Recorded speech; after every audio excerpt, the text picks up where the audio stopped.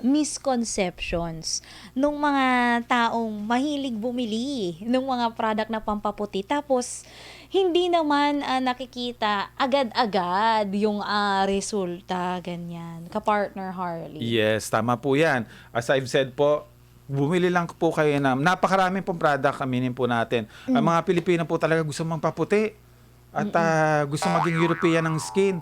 Ito na po ang ating sagot po, ang placenta. So, paano po natin ma-apply po siya ng tama po? Hindi nyo po kailangan, once again, hindi nyo po kailangan siya i-maintain. Habang naliligo kayo na i-maintain ng 2 to 3 minutes o 5 minutes, no need. Just wash it out after. And of course, ang isang bagay po ay hindi po natin makikita ang magandang result kung hindi natin continue gagamitin. Kasi kung isang araw, dalawang araw lang po, continuous po dapat ang gamitin. And of course, dahil po, as for your information po, dahil lahat po ng ating mga beauty soap, whether it's Placenta, our brand, or other brands, medyo nagkakaroon po tayo ng peeling effect.